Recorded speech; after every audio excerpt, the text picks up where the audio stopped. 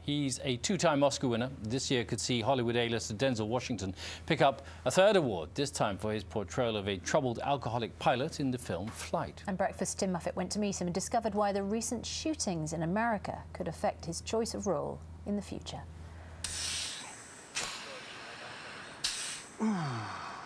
Checks. You want hit? In this film, you play an airline pilot who's an alcoholic and a drug addict. Given that you're none of those things, how do you prepare and make him a believable character? Well, it's not a simple answer. I mean, you do whatever you need to do. How you feeling today, sir? A little tired. A quick turnaround for me, 10 turns in 3 days, off tomorrow. The thing about it is this character, he doesn't think he has a problem. So I didn't want to study the problem. You know, he's just in denial. Margaret, power! Gear up!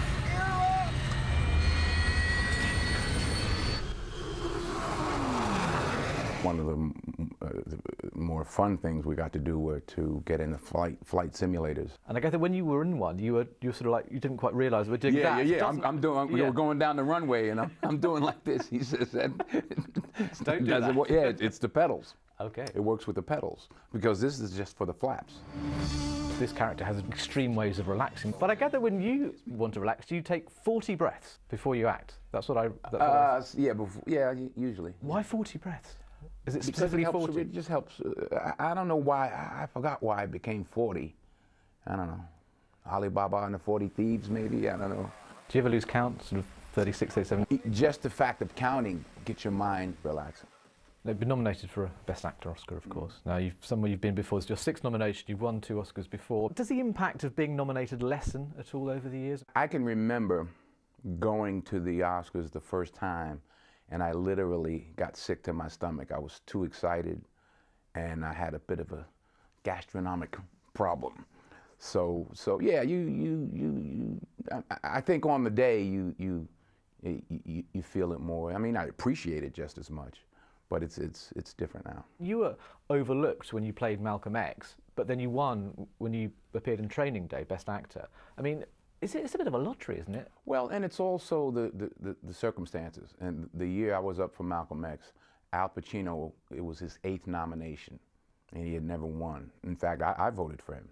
So sometimes it's the sort of, I don't want to call it the makeup awards, but, you know, he was due. He was overdue. You got some pretty tough competition, as you'd have any year, but I mean, you've got Daniel Day-Lewis. I like our chances now. Hugh Jackman as well. I mean, what do you think your chances are? The kind of role that like Daniel's playing, that's more the, you know, the momentum seems to be going his way, and we'll see. Obviously, at this stage in your career, you can pretty much pick and choose which parts you play, but obviously that would be very different to how things were when you were younger. And I gather that you sought advice from Sidney Poitier when you were offered a role back in the 80s. Right. About how important it was not to get typecast or anything like that. Yeah, it was a lot of money, but it was not a good part. What he said was that you know, the first 3 or 4 roles you do, the parts you choose will determine how you're perceived in the business. So. I've read interviews with you before when you said that there was a tendency for Hollywood to cast black actors in a certain way, and was that part of your concern then? And has that changed, do you think? I think there are more opportunities now than back then, because also other people have moved up. I mean, it's really all about the writers. People write about what they know. You have to be careful to not, you know, blame. You know, maybe you just weren't good enough, or, you know, there's a variety of things. You know, there are many white actors that don't work. You know, who do they blame? You know, or Italian actors, who do they blame? You know, so. You don't fire any guns in this film, but you have fired plenty of guns before. I mean, do you think, given the current gun control debate raging in the States, Hollywood has a responsibility in the way weapons are shown on screen? I think we do. I think that things are different. And we are very violent, the most violent society on the planet, and I think we all have to take responsibility. Have you ever felt uncomfortable when you're playing a character who's firing a gun, and do you think, oh, how's this going to come across? Are people going to see this in a glamorous way? Yeah, probably. But I mean, I just think now it's more in the forefront. And I think I would. I think I already do.